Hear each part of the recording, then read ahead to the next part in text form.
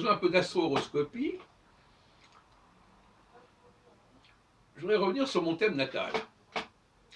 Parce que, voyez-vous, j'ai la faiblesse de penser que certaines choses de notre vie, de notre destinée, sont établies dès la naissance.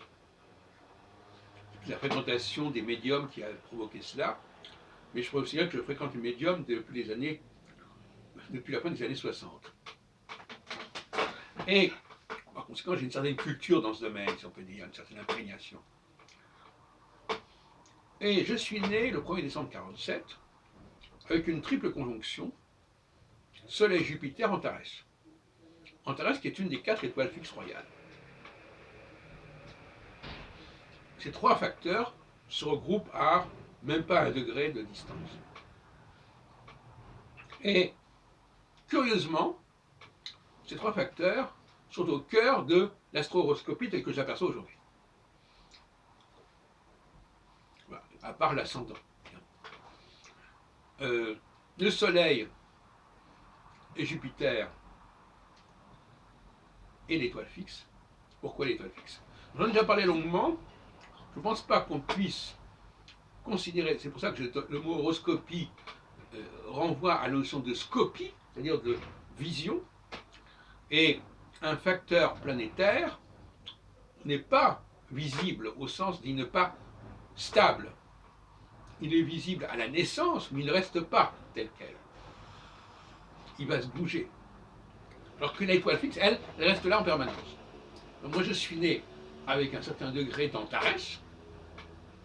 Eh bien, aujourd'hui, plus de 70 ans après, Antares est exactement au même endroit. Et il le reste en permanence. Donc, si moi je suis sensible à Antares, lorsque Jupiter est en connexion par conjonction, opposition, carré, Antares, ça veut dire quelque chose. Cela dit,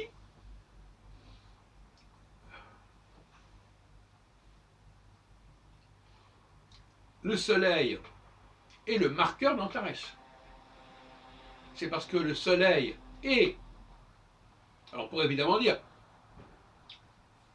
parce que n'oublions pas qu'à la naissance, Jupiter n'aspecte pas le thème astral, sauf exception. Il n'y a pas un carré au moment de la naissance, il n'y a pas une conjonction au moment de la naissance. Ça se fait plusieurs mois, voire plusieurs années après. Donc ce n'est pas le facteur central, Jupiter. Par contre, le facteur central, c'est l'étoile fixe. De l'autre côté, la question est de savoir où est le Soleil à ce moment-là. Alors le Soleil, qui est conjoint à Antares à la naissance quand même, hein.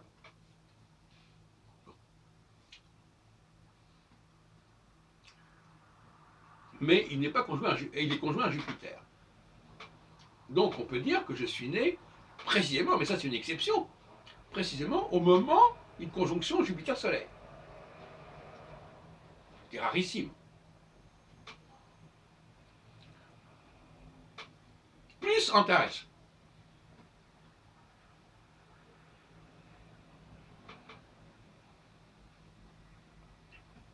Donc là, il y a un marqueur, il y a un point névralgique qui est évident dans le thème astral.